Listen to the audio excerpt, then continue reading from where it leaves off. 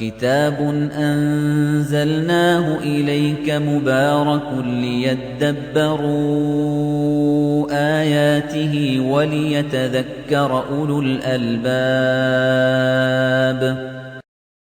الحمد لله الذي أنزل على عبده الكتاب ولم يجعل له عوجا قيما لينذر بأسا شديدا من لدنه ويبشر المؤمنين الذين يعملون الصالحات أن لهم أجرا حسنا ماكثين فيه أبدا وأشهد أن لا إله إلا الله وحده لا شريك له وأشهد أن محمدا عبده ورسوله اللهم صل وسلم وبارك على نبينا محمد وعلى آله وصحبه ومن تبعهم بإحسان إلى يوم الدين أما بعد በዚህ ፕሮግራም ኢንሻአላሁ ተዓላ ከሱረት አልካህፍ ትምህርቶችን እንወስዳለን ኢንሻአላሁ ተዓላ።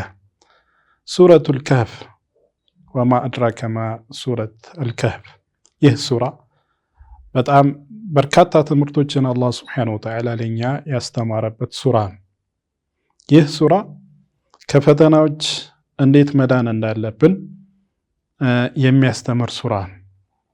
ዲን ላይ ሃይማኖት ላይ ፈተና ሲከሰት ወከዛሊከ በገንዘብ ስንፈተን በስልጣን በዕልም በተለያዩ ነገሮች ስንፈተን ከፈተናዎች እንዴት መዳን እንዳለብን ከፈተና መዳኛ መንገድ የትኛው እንደሆነ ያስቀምጥልናል። ሲጀምርም አላህ ሱብሓነሁ ወተዓላ ይህንን ምድር የፈጠሩ ራሱ ለፈተና እንደሆነ ያስቀምጣል። ኢዝ የቁል ኢና ጀዐልና ማ ዐለል አርዲ ዚነተን ለሃ ሊነብልወሁም አዩሁም አሕሰኑ ዐመላ።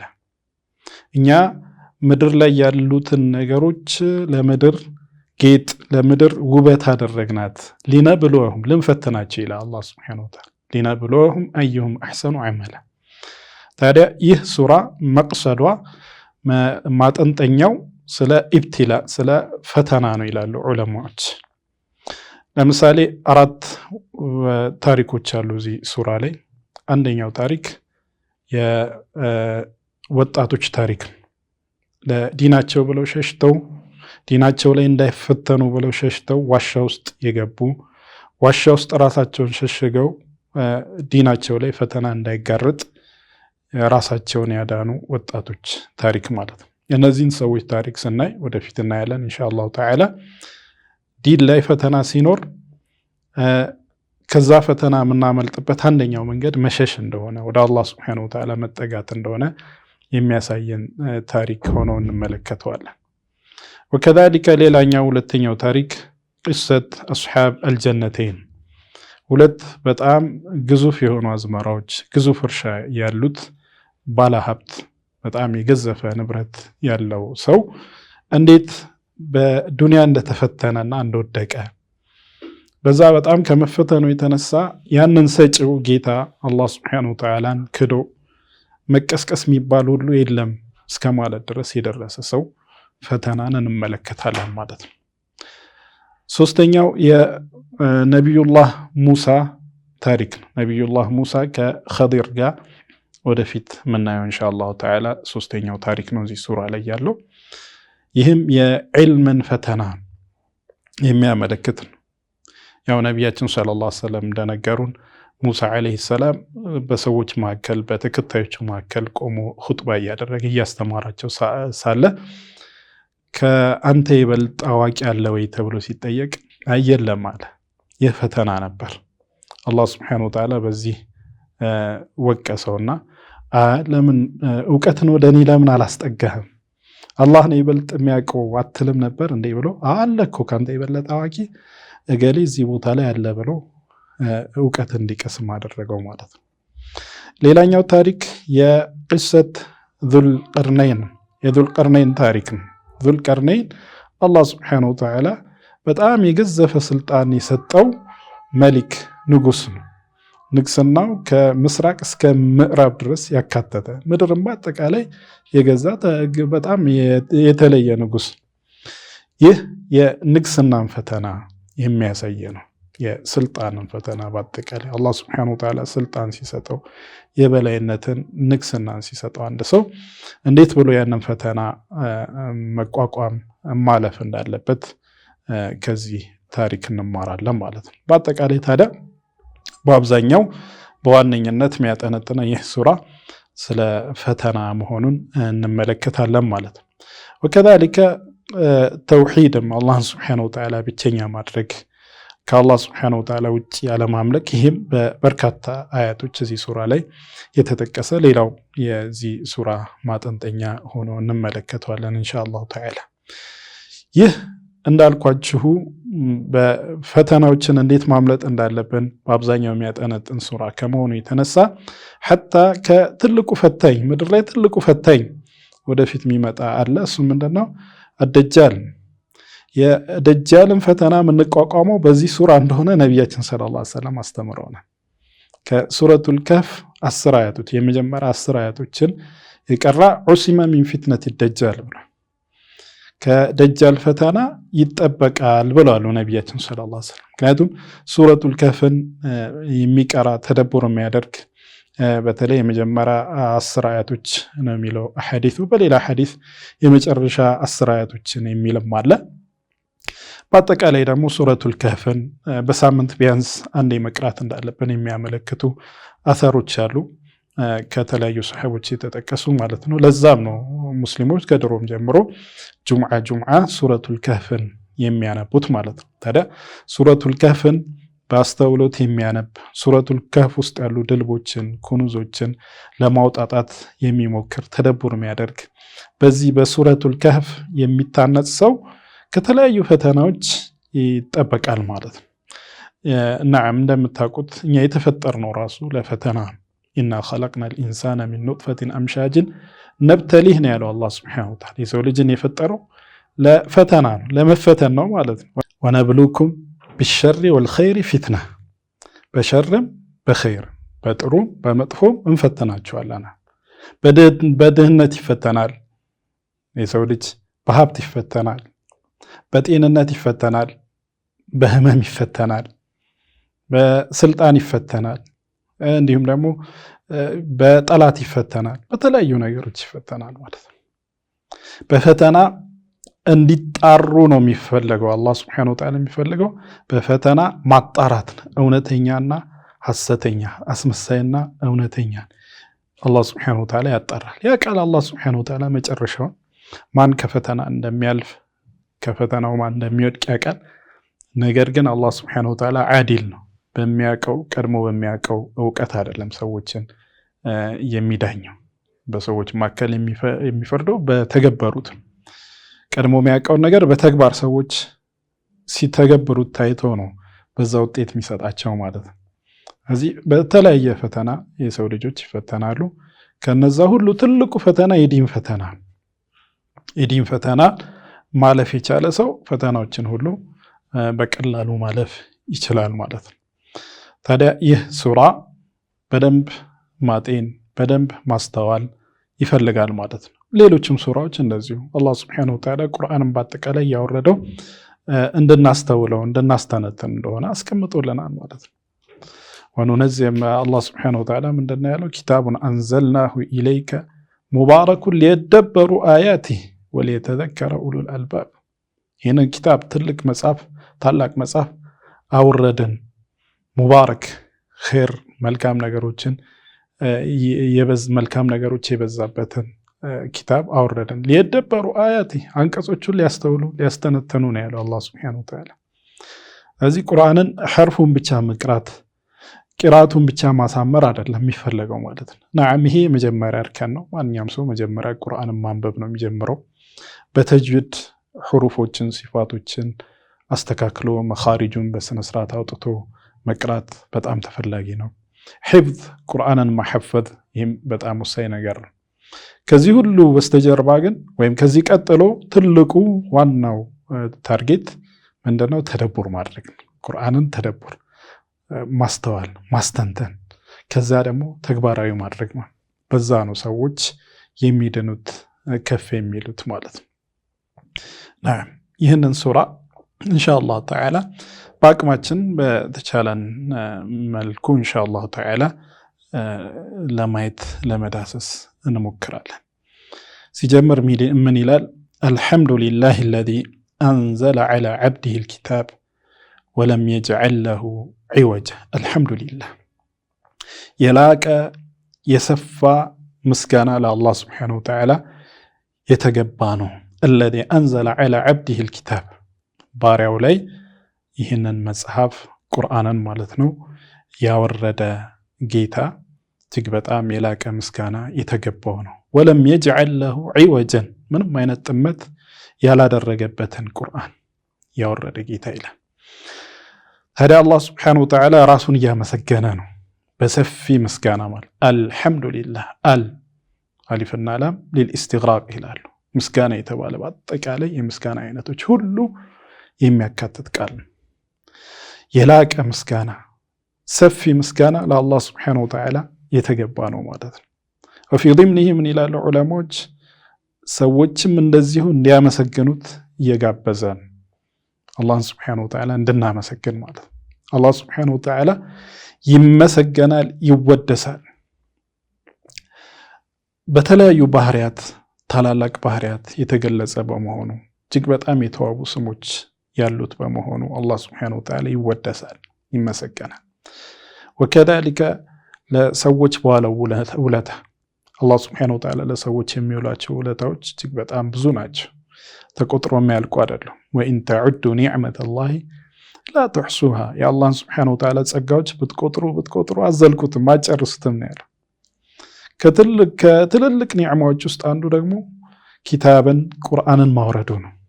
ከጽልመት ወደ ብርሃን ሊያውጣን አላህ ስብሓነሁ ወተዓላ ትክክለኛ ማንነታችንን እንድናቅ ለምን እንደተፈጠርን የተፈጠርንበትን ዓላማ በመልኩ ተሕቂቅ እንደምናደርግ ሊያስተምረን ማለት ነው። እንዲሁም እውነተኛውን ህይወት የአኸራን ህይወት እንድናቅ ወደዛ እንድንጓዝ የዛን ሰበብ እንድንፈጽም እና እድለኞች እንድንሆን ማለት ነው። ፊ ዱንያ ወፊል አኺራ እድለኛ ስኬታማ የሚሆነው ይህን ቁርአን የተገነዘበ ቁርአንን የተከተለና ተግባራዊ ያደረገ ነው። ስለዚህ ትልቅ ኒዕማ ነው አላህ ስብሓነሁ ወተዓላ ቁርአንን ማውረዱ። የራሱን ንግግር የራሱን አስተምሮ እውቀት ከቁርአን ተዘግኖ ማያልቅበት ለእያንዳንዱ ችግራችን መፍትሄ ያለበት ለእያንዳንዱ በሽታችን ፈውስ ያለበት አቅጣጫችንን የሚያሳይ እዚህ ባለንበት ህይወት የስኬት አይነቶችን ሁሉ እንድናጣጥም የሚያደርግ የአኸራን ደግሞ እውነተኛውን ህይወት ስኬታማዎች እንድንሆን ወራሾች እንድንሆን የሚያደርግ ቁርአን አላህ ስብሓነሁ ወተዓላ በማውረዱ እጅግ በጣም የላቀ ምስጋና ይገባዋል። ዘውትር አላህ ስብሓነሁ ወተዓላ ሊመሰገን ይገባል። ራሱን በማመስገን የላቀ ምስጋና የሚገባው ታላቅ ጌታ እንደሆነ በመናገር ጀመረ ይህንን ሱራ። ወለም የጅዐል ለሁ ዒወጀን ቁርአን ምንም አይነት ጥመት ያላደረገበት ሲሆን አለ። ምንም አይነት ስህተት ምንም አይነት ጥመት የለውም። በእያንዳንዱ የቁርአን ርዕሶች ማለት ነው በአቂዳም በአሕካምም የትኛውም ማለት ነው ለሰዎች የሚሰጠው ትምህርት ምንም አይነት ስህተት ምንም አይነት ጥመት የሌለበት ነው። እንዲያውም የተስተካከለና ወደ ቅን መንገድ መሪም ነው። ቀይመን ሙስተቂመን ማለት ነው ቀጥ ያለ የተስተካከለ ነው። ወከዛሊከ ሰዎችንም ወደ ቅን መንገድ የሚመራ አላህ ስብሓነሁ ወተዓላ ሌላ አያ ላይ ኢነ ሃዘል ቁርአን የህዲ ሊለቲ ሂየ አቅወም እንዳለው ኢነ ሃዘል ቁርአን የህዲ ሊለቲ ሂየ አቅወም በጣም ለተስተካከለ ለቀና መንገድ መሪ ነው ብሎ አላህ ስብሓነሁ ወተዓላ ቁርአንን ማለት ነው። ቀይመን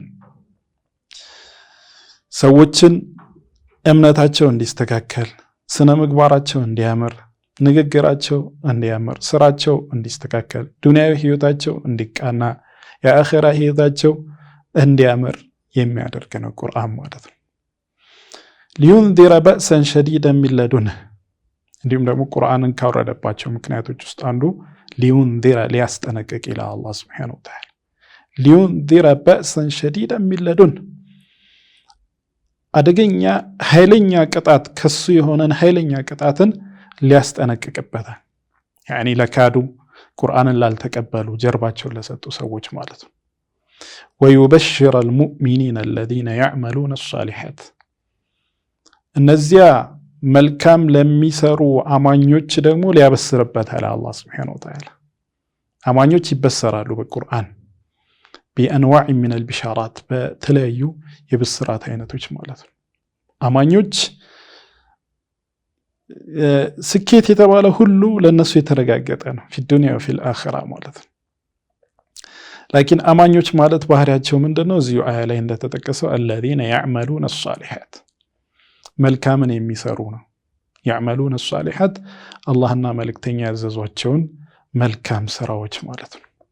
አልአዕማል አሷሊሓት መልካም ስራዎች የሚባለው አላህ ሱብሓነሁ ወተዓላ ያዘዘው ነቢያችን ሰለላሁ ዐለይሂ ወሰለም ያስተማሩት ያሳዩት ሲሆን ወከዛሊከ ያ ስራ ደግሞ በኢኽላስ ለአላህ ሱብሓነሁ ወተዓላ ብቻ ተብሎ ሲሰራ ለነሱ አላህ ሱብሓነሁ ወተዓላ ዩበሽሩሁም አነ ለሁም አጅረን ሐሰና በጣም ያማረ ምንዳ እንዳላቸው ሊያበስራቸው ነው ይህንን ቁርአን ያወረደው ይላል።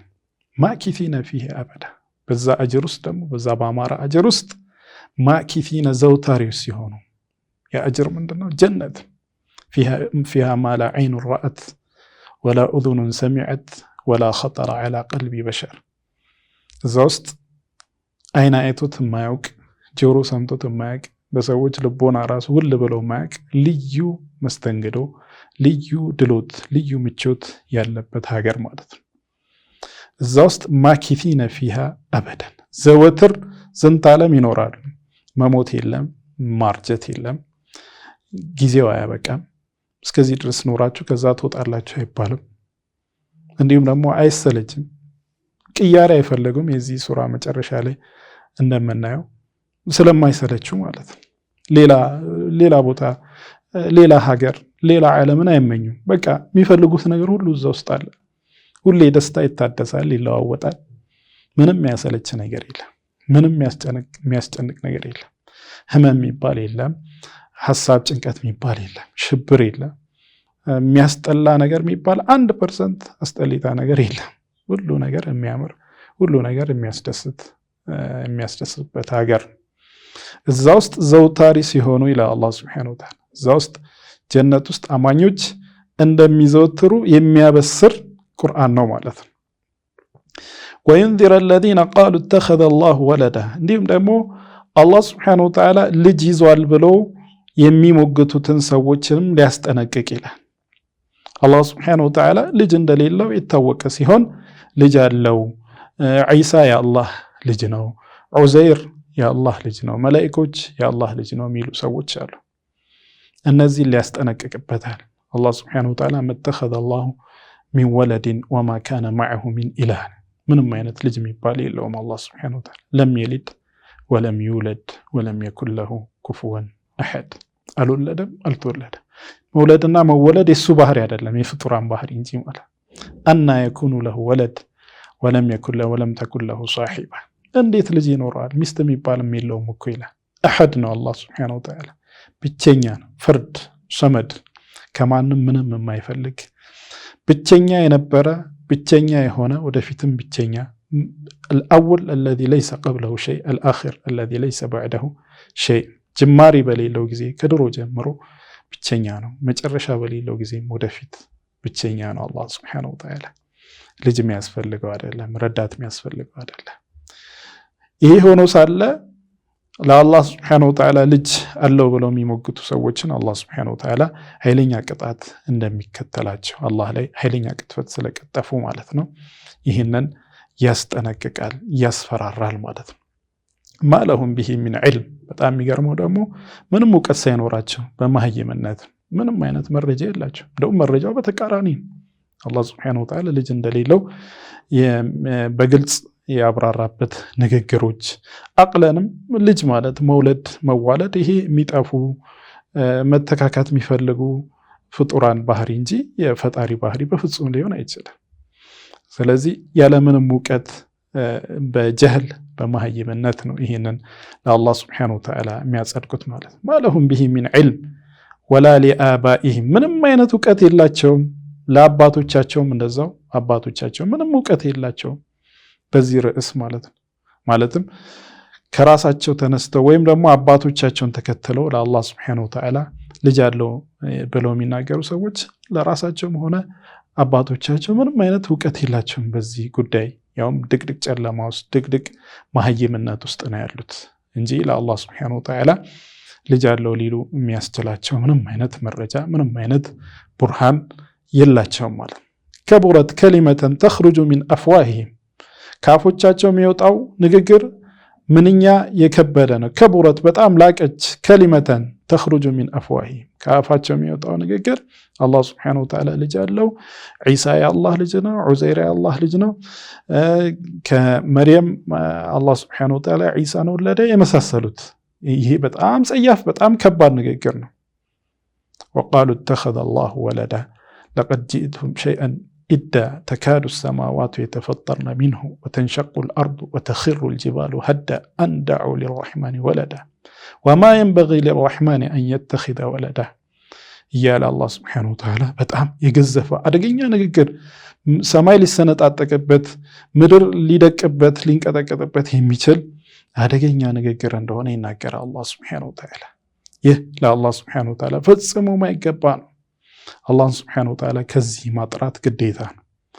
አላህ ሱብሓነሁ ወተዓላ ራሱን ግልጽ አድርጎ አስቀምጧል። ቁል ሁወ አላሁ አሐድ አላሁ አሰመድ ለም የልድ ወለም ይውለድ ወለም የኩን ለሁ ኩፉወን አሐድ። ከዚህ በላይ አላህን ሱብሓነሁ ወተዓላ የሚያጠራ ንግግር የለም።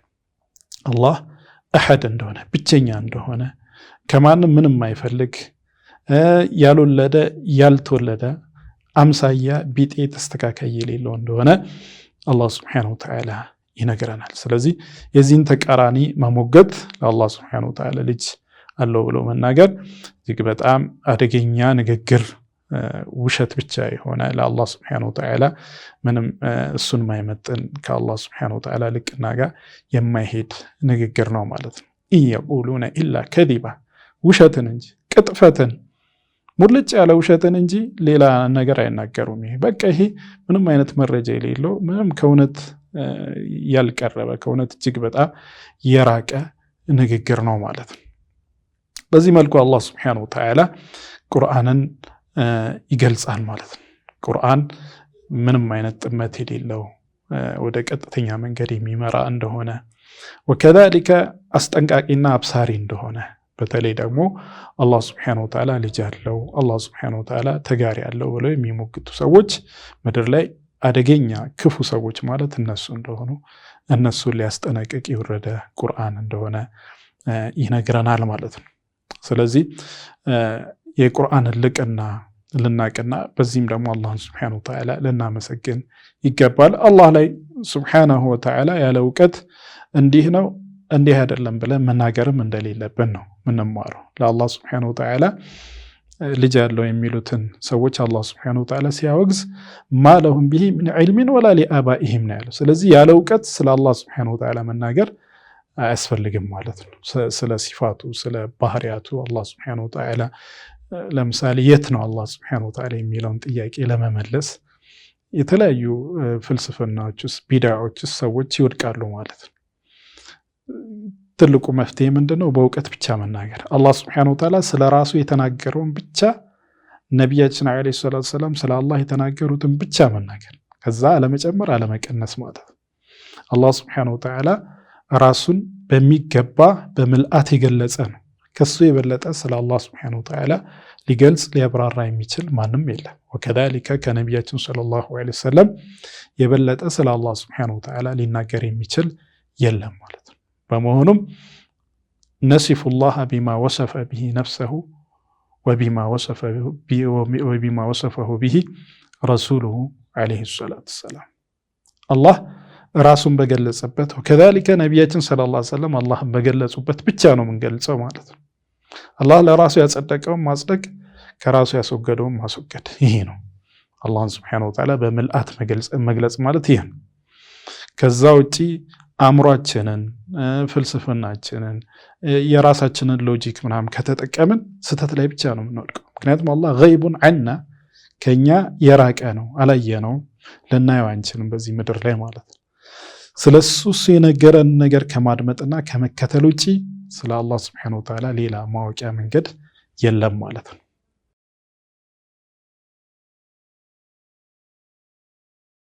ቀጥሎ አላህ Subhanahu Wa Ta'ala ምን ይላል? فلعلك باخع نفسك على آثارهم إن لم يؤمنوا بهذا الحديث أسفا. لعلك باخع نفسك ነፍስህን ራስህን በጣም ልትጎዳ ራስህን ልትገድል ትቀርብ ይሆናል። እንደዚህ ራስህን ማስጨነቅ የለብህም እያለ ነብያችን ሰለላሁ ዐለይሂ ወሰለም በሚያስተምሩት አስተምሮት ላይ አላህ Subhanahu Wa Ta'ala ይመራው እንጂ እንደማይመራ ከሳቸው የሚጠበቀው ማድረስና ማብራራት ብቻ እንደሆነ ያስቀምጥላቸዋል። فلعلك باخع نفسك على آثارهم በነሱ ፋና እነሱ አልቀበልም ብለው ጀርባ ሰጥተው በሚሄዳቸው ምክንያት ራስን በጣም አስጨንቀ ራስን ልገል ትደርሳለህ። ይሄ መሆን የለበትም። ካንተ የሚጠበቀው ማድረስ ማብራራት ነው። ሂዳያ ልቡን ማቅናት እንዲቀበል ማድረግ የአላህ Subhanahu Wa Ta'ala ኃላፊነት። إنك لا تهدي من أحببت ولكن الله يهدي من يشاء። አንተ የወደድከውን አትመራ ማላቸው አላህ Subhanahu Wa Ta'ala ለነብያችን አለይሂ ሰላቱ ሰላም። መምራት ልቡን ማቅናት ይህ ማንም ሊወጣው ማይችለው የአላህ Subhanahu Wa Ta'ala ብቻ ስራ። من يهده الله فلا مضل له ومن يضلل فلا هادي له። አላህ Subhanahu Wa Ta'ala ያቀናው ማንም ሊያጠመው አይችልም፣ እሱ ያጠመው ደግሞ ማንም ሊያቀናው አይችልም ማለት ነው።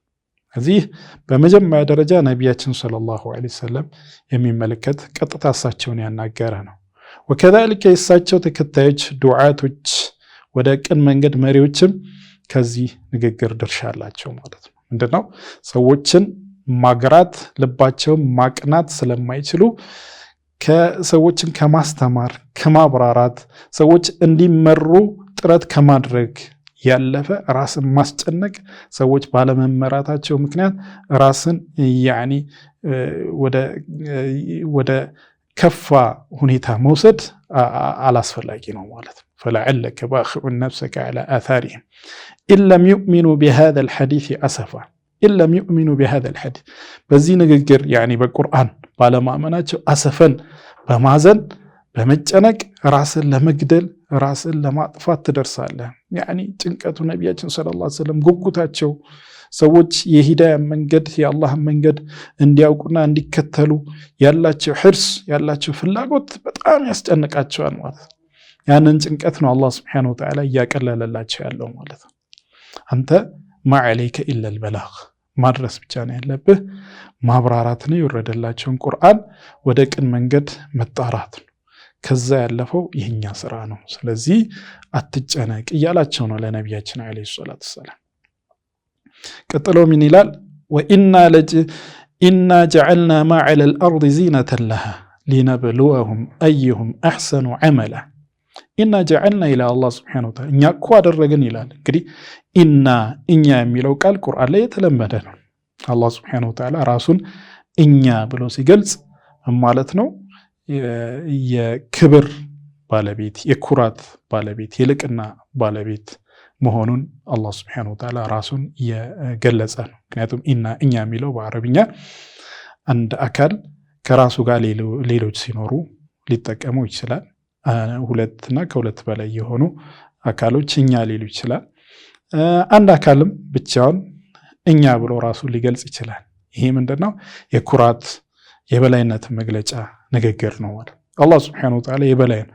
ኩራት የሚገባው ልቅና የሱ መገለጫ የሆነ ጌታ በተለይ ኒዕሞቹን ጸጋዎቹን መልካም ነገሮችን ሲገልጽ የበላይነቱን አላህ Subhanahu Wa Ta'ala እየገለጸ ይናገራል። ኢና ጀዐልና ማ ዐለል አርድ እኛ እኮ አደረግን ምድር ላይ ያለውን ተራሮችን መንገዶችን አረንጓዴ ተክሎችን ምድር ላይ ያሉ ግንባታዎችን በሰው ምክንያት ራሱ የሚሰሩትን ማንኛውም ምድር ላይ ያሉ ነገሮችን የምድር ጌጥ የምድር ውበት አደረግን ይላል አላህ Subhanahu Wa Ta'ala። ኢና ጀዐልና ማ ዐለል አርድ ዚነተን ለሃ ለምድር ጌጥ ውበቷ አደረግንላት አለ።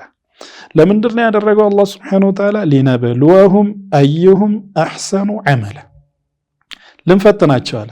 ሊነብሉወሁም ለፈተና ነው። ቅድም እንደተነጋገርነው የምድር ጌጥ ውበት ምድር ላይ ያሉ መጣቀሚያ ነገሮች፣ የመብል አይነት፣ የፍራፍሬ አይነት፣ የመጓጓዣ አይነት፣ የድሎት የምቾት አይነት፣ እነዚህ ሁሉ ምንድናቸው? ፈተናዎች ናቸው። ሊነብሉወሁም አዩሁም አሕሰኑ ዐመላ፣ ምድር ላይ ከነሱ ውስጥ የበለጠ ያማረ ስራ ሰሪ ማን እንደሆነ ለንፈትናቸው። አላህ ስብሐነሁ ወተዓላ ከነዚህ ከዱንያ መጣቀሚያዎች የሰጠው ሰው አመስገኝ እንዲሆን፣ የቀነሰበት ደግሞ ሰብረኛ እንዲሆን ነው የሚፈለገው። ነቢያችን ሰለላሁ ዐለይሂ ወሰለም እንዳሉት አጀበን ሊአምሪል ሙእሚን፣ የሙእሚን ነገር ምንኛ ያማረ ነው አሉ። ሁሉ ነገር እኮ ያማረ ነው አሉ። መልካም ነገር ሲገጥመው አላህን ያመሰግናል፣ ይሄ ለሱ ኸይር ነው አሉ። መጥፎ ነገር ሲገጥመው ሰብር ያደርጋል፣ ይሄም ለሱ ኸይር ነው አሉ። ሙእሚን ምድር ላይ አላህ ሱብሓነሁ ወተዓላ የሚፈልገውን ተግባራዊ ያረጋገጠ ሙእሚን ማለት ይሄ ነው። በየትኛውም ሁኔታ ከአላህ ጋር ያለውን ግንኙነት ያሳምራል። አላህ ሱብሓነሁ ወተዓላ ሀብትን ሲሰጠው፣ ጤንነትን ሲሰጠው፣ ንብረትን ሲሰጠው፣ ቆንጆ ሚስት ሲሰጠው፣ ልጆች ሲሰጠው ምን ያደርጋል? አላህን ሱብሓነሁ ወተዓላ ያመሰግናል። በሰጠው ኒዓም በሰጠው ጸጋዎች አላህ የሚወደውን ነገር ብቻ ይሰራበታል። በዚህም ተጨማሪን ያገኛል ከአላህ ሱብሓነሁ ወተዓላ። አላህ ሱብሓነሁ ወተዓላ ያመሰግነዋል ማለት ነው። አላህ ሱብሓነሁ ወተዓላ ሲቀንስበት በበሽታ በድህነት በሞት ቤተሰብ ልጆች የሞቱበት በተለያዩ ነገሮች ሲፈትነው ደግሞ ሰበረ ፈካነ ኸይረን ለሁ፣ ሰብር ያደርጋል፣ ይህም ለሱ ኸይር ነው። ሰብር በማድረጉ በመታገሱ ነፍስያው እንዳትወራጭ በመያዙ የአላህ ሱብሓነሁ ወተዓላ ውሳኔን እንድትቀበል በማረጋጋቱ ምክንያት ነፍሱን አላህ ሱብሓነሁ ወተዓላ ኢነማ ይወፈ ሷቢሩነ አጅረሁም ቢገይሪ ሒሳብ፣ ለሰብረኞች ለታጋሾች ያለ ሒሳብ ያለ ቁጥር ስፍር ምንዳ ይሰጣቸዋል አላህ ሱብሓነሁ ወተዓላ። በይነ ሰብሪ ወሽክር፣ በሰብር በትዕግስትና በማመስገን መካከል ሆነን እንድንሄድ ነው የሚፈለገው ማለት ነው። ሊነብሉወሁም አዩሁም አሕሰኑ ዐመላ የሚለውንም ልናስተውለው ይገባል። አሕሰን ያማረ ስራ ማለት ነው። አክተር አላለም አላህ ሱብሓነሁ ወተዓላ። እንዴት ነው አሕሰን ዐመል የሚሆነው? ስራዎች ምንሰራቸው ስራ የበለጠ ያማረ የሚሆነው እንዴት ነው ከተባለ ፉደይል ኢብኑ ዒያድ እንደፈሰሩት ምናሉ? ፉደይል ኢብኑ ዒያድ አስወበሁ ወአኽለሰሁ። አስወብ ሐቅን የገጠመ መሆን አለበት። የአላህን ሱብሓነሁ ወተዓላ ድንጋጌ የነቢያችን ሰለላሁ ዐለይሂ ወሰለም ሱና የገጠመ መሆን አለበት። ወከዛሊከ ለአላህ ሱብሓነሁ ወተዓላ ብቻ የተሰራ መሆን አለበት። የሰዎችን እይታ፣ የሰዎችን አድናቆት፣ የዱንያ ጥቅም የመሳሰሉትን ፈልጎ መሆን የለበት። የአላህን ፊት ብቻ ተፈልጎበት የተሰራ። ወከዛሊከ የሚሰራው ስራ ደግሞ መሰረት ያለው ትንታኔውም፣ አሰራሩም፣ ከይፍያውም ሁሉም በዛ በመረጃው በቁርአንና በሐዲስ መረጃ መሰረት የተሰራ ማለት ነው። ያ ሲሆን አሕሰን ይሆናል ማለት ነው። ያ ሳይሆን ከነዚህ ሸርጦች አንዱን አጓድሎ ብዙ ስራ ቢሆን ጥቅም አይኖረውም። ጥቅም የሚኖረው ትንሽም ቢሆን አሕሰን ሲሆን ነው ማለት። አሕሰን ሆኖ ደግሞ አክተር ሲሆን ኑሩን ዐላ ኑር፣ ሁለቱንም ሸርጥ አሟልቶ በጥራት የተሰራ በጣም ብዙ መልካም ስራ ሲሆን ኑሩን ዐላ ኑር ነው የሚሆነው ማለት ነው። ወኢና ለጃዒሉነ ማ ዐለይሃ ሰዒደን ጁሩዛ፣ ደግሞ እናደርጋታለን ምድር ላይ ያለውን በአጠቃላይ አስወግደን ማ ዐለይሃ እንግዲህ ምድር ላይ የተለያዩ ነገሮችን አድርጎ እንዳስዋበው ከተናገረ በኋላ ይህ ነገር ግን ቀጣይነት እንደሌለው የሚያበቃለት ጊዜ እንዳለው እየተናገረ ወኢና ለጃዒሉነ ማ ዐለይሃ ሰዒደን ጁሩዛ፣ ምልጥ ያለ መሬት ጁሩዝ ኻሊ ከምንም አይነት ተክል ከየትኛውም ነገር ንጹህ የሆነ ምንም ማያበቅል ባዶ መሬት ማድረጋችን ደግሞ አይቀርም እያለ ነው አላህ ሱብሓነሁ ወተዓላ። ይህ ምድር ማብቂያ አለው። ይህ ዓለም በአጠቃላይ ምን አለው? ማብቂያ አለው። የዛኔ ሁሉ ነገር ይወገዳል፣ ይጠፋል ማለት ነው። እያንዳንዱ ሰው እዚህ ምድር ላይ ለአኸራው የሚሰንቀውን ሰንቆ ለአኸራው መስራት ያለበትን ሰርቶ እንዲሸጋገር ነው እንጂ ምድር ላይ ቋሚ ሆኖ ዘውታሪ ሆኖ እንዲቀጥል ዘውታሪ የሚባል የለም። ምድርም ይጠፋል፣ ሰማይም ሁሉ ነገር ይፈረካከሳል፣ ሁሉ ነገር ይወድማል። ወደሚቀጥለው እውነተኛ ዓለም ሁሉም ሰው ይሸጋገራል ማለት ነው። ስለዚህ በዚህ ምድር ላይ መሸንገል መታለል ሳይሆን ለሚቀጥለው ዓለም መስራት መንቃት፣ ለምን እንደተፈጠረን የዚህ ዓለምን እድሜ የኛን እድሜ ማወቅ። እድሜያችን በጣም አጭር ነው። የዓለምም እድሜ ምንድነው? አጭር ነው። ሁሉ ነገር አላቂ ጠፊ ነው። የማይጠፋውና የማያልቀው እውነተኛ ዓለም ከዚህ ቀጥሎ ያለው ከሞት በኋላ ተቀስቅሰን ዳግም ሕያው ሆነን የምንኖረው ህይወት ነው ማለት ነው። ለዛ ህይወት ነው ሁሉም ሰው መዘጋጀት፣ እምነቱን ማስተካከል፣ ስራውን ማሳመር ያለበት ማለት ነው። አላህ ሱብሓነሁ ወተዓላ ለመልካም ነገሮች ሁሉ ይወፍቀን። ከዚህ ቀጥሎ ያሉትን አያቶች ኢንሻአላህ ተዓላ በሚቀጥለው ትምህርት የምናይ ይሆናል። ወሰለላሁ ወሰለም ወባሪክ ዐላ ነቢይና ሙሐመድ ወዐላ አሊሂ ወሰሕቢሂ አጅመዒን።